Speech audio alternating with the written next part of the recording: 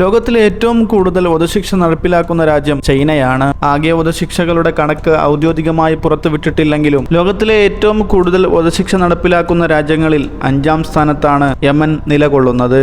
എന്താണ് യമനിലെ വധശിക്ഷാ രീതി? എങ്ങനെയാണ് അത് നടപ്പിലാക്കുന്നത്? യമനിലെ വധശിക്ഷ നിയമപരമായും നടപ്പിലാക്കുന്ന ശിക്ഷയാണ്. അത് രാജ്യത്തെ ക്രിമിനൽ നിയമങ്ങളിലെയും ഇസ്ലാമിക നിയമമായ ശരീഅത്ത് സംവിധാനത്തിലെയും ഭാഗമാണ്. കൊലപാതകം, ഭീകരപ്രവർത്തനം, മതനിന്ദ, ബലാത്സംഗം, നാർക്കോട്ടിക് കുറ്റങ്ങൾ ഇതൊക്കെയാണ് വധശിക്ഷ ലഭിക്കാവുന്ന കുറ്റങ്ങൾ. യമനിൽ നിലവിൽ ലഭ്യമായ ഔദ്യോഗിക വിവരങ്ങൾ പ്രകാരം കഴിഞ്ഞ കുറച്ചു വർഷങ്ങളിൽ വധശിക്ഷ നടപ്പിലാക്കിയതിന്റെ വിവരങ്ങൾ ഇങ്ങനെയാണ്. 2010 53 പേരും, 2011 41 പേരും, 2012 28 പേർക്കും, 2024 ആംനസ്റ്റി ഇന്റർനാഷണൽ റിപ്പോർട്ട് പ്രകാരം 38 പേർക്കുമാണ് വധശിക്ഷ നടപ്പിലാക്കിയത്. ഈ പറഞ്ഞത് ഏറ്റവും കുറഞ്ഞ കണക്കാണ്. യമനിലെ യുദ്ധാവസ്ഥ, ഭരണവിഭാഗങ്ങൾ തമ്മിലുള്ള വ്യത്യാസം എന്നിവ മൂലം വാസ്തവിക കണക്കുകൾ ഇതിലും കൂടുതലായിരിക്കുമെന്നതാണ് മനുഷ്യാവകാശ സംഘടനകളുടെ വിലയിരുത്തൽ. കൂടാതെ ഹൂതി ഗ്രൂപ്പ് നിയന്ത്രിക്കുന്ന സ്ഥലങ്ങളിൽ വധശിക്ഷയുടെ എണ്ണം ഉയരുന്നുമുണ്ട്. 2023 മാത്രം 44 പേർക്ക് വധശിക്ഷ വിധിച്ചു.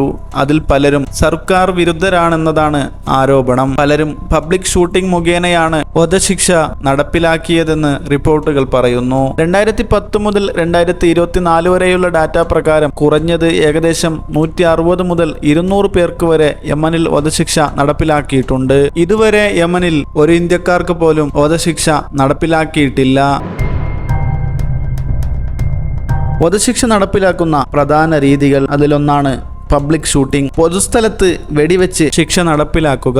ഇതാണ് ഏറ്റവും വ്യാപകമായി ഉപയോഗിക്കുന്ന രീതി. കുറ്റവാളിയെ പോലീസ് അല്ലെങ്കിൽ സൈനിക സുരക്ഷയിൽ പൊതുസ്ഥലത്തേക്ക് കൊണ്ടുവരുന്നു. അതായത് ജനങ്ങൾ കാണുന്ന വിധത്തിൽ ഒരുങ്ങുന്ന എക്സിക്യൂഷൻ ഗ്രൗണ്ടിലാണ് വെടിവെപ്പ് നടക്കുന്നത്. പ്രതിക്ക് കണ്ണിൽ പട്ടിയും കയ്യിൽ കെട്ടുമിട്ട് ഒരു സീറ്റിലോ കുറെ കൂടി നിലത്തായോ നിർത്തപ്പെടും. ആയുധം ധരിച്ച 5 മുതൽ 10 വരെ പോലീസ് അല്ലെങ്കിൽ സൈനികരാണ് വെടിയുതിർക്കുന്നത്. പ്രതിയുടെ നെഞ്ചിലേക്കോ തലഭാഗത്തേക്കോ ലക്ഷ്യം വെച്ച് ഒരേ സമയം ഒന്നിച്ച് വെടിയുതിർക്കുന്നു. ഒരു ഭീഷണിപ്പെടുത്തൽ രീതിയായിട്ടാണ് പൊതുപ്രദർശനത്തിലൂടെ ഇവർ ഉദ്ദേശിക്കുന്നത്. വെടിയുതിർത്തതിനു ശേഷം മെഡിക്കൽ ടീം എത്തി പ്രതി മരണപ്പെട്ടതായി ഔദ്യോഗികമായി സ്ഥിരീകരിക്കും. ഇതിൽ രണ്ടാമത്തെ രീതിയാണ് തലയറുക്കൽ. ഇത് അപൂർവമാണെങ്കിലും ഇസ്ലാമിക നിയമപ്രകാരമുള്ള ചില വിധികളിൽ, പ്രത്യേകിച്ച് ഹൗദി നിയന്ത്രണ പ്രദേശങ്ങളിൽ തലയറുക്കൽ നടന്നതായി റിപ്പോർട്ടുകളുണ്ട്. ഇതിൽ മൂന്നാമത്തെ രീതിയാണ് കല്ലെറിഞ്ഞു കൊല്ലുക.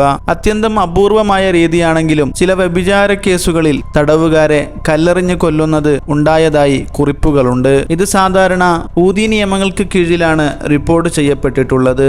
യമനിലെ നിലവിലെ രാഷ്ട്രീയ പശ്ചാത്തലം നോക്കുകയാണെങ്കിൽ പകുതി ഹൂതികളും ബാക്കി സർക്കാർ സേനയും നിയന്ത്രിക്കുന്ന നിലയിലാണ്. അതിനാൽ വധശിക്ഷയുടെ രീതി സ്ഥലത്തെ ഭരണാധികാരിയുടെ നിലപാടിനനുസരിച്ച് വ്യത്യാസപ്പെടുന്നു. തെറ്റ് ചെയ്തവർക്ക് പരമാവധി ശിക്ഷ തീർച്ചയായും ലഭിക്കണം. പക്ഷേ നിരപരാധികളായവർക്കും ന്യായമായ വിചാരണ ലഭിക്കാതെ വധശിക്ഷ നടപ്പിലാക്കുന്നതും 18 വയസ്സ് തികയാത്ത കുട്ടികൾ, സ്ത്രീകൾ, സാമൂഹികമായി പിന്നോക്കക്കാരായവർ എന്നിവർക്കെതിരെ വധശിക്ഷ അനധികൃതമായി നടപ്പിലാക്കുന്നതും മനുഷ്യാവകാശങ്ങൾക്കുള്ള ആശങ്കകളാണ്. Amnesty International and UN human rights council ഇതിനെ ശക്തമായി വിമർശിക്കുന്നുണ്ട്. ഇതിനൊരു ഉദാഹരണമാണ് 2023 സനായിൽ 9 പേർക്ക് പൊതുസ്ഥലത്ത് വെടിവെച്ച് വധശിക്ഷ നടപ്പിലാക്കിയിരുന്നു. അവരെ തെഹ്റാൻ പിന്തുണയുള്ള ഹൂതി ഗ്രൂപ്പ് തീവ്രവാദികളായി വിശേഷിപ്പിച്ചു. വധശിക്ഷ ലൈവ് സ്ട്രീം ചെയ്തിട്ടുള്ളതും റിപ്പോർട്ടുകളിലുണ്ട്. അപ്പീൽ നൽകുകയോ രാഷ്ട്രപതിയുടെ ക്ഷമ, മോചനദ്രവ്യം നൽകുക, അന്താരാഷ്ട്ര സമ്മർദ്ദം, നിയമപരമായ പിഴവുകൾ തെളിയിക്കുക എന്നിവയാണ് വധശിക്ഷ ഒഴിവാക്കാനുള്ള പ്രധാന വഴികൾ. ഇന്ത്യയിലും ഇതുപോലെയുള്ള നിയമങ്ങൾ വരുന്നതിനെക്കുറിച്ച് നിങ്ങളുടെ അഭിപ്രായം കമന്റ് ചെയ്യുക. പുതിയൊരു വീഡിയോയുമായി വീണ്ടും കാണാം.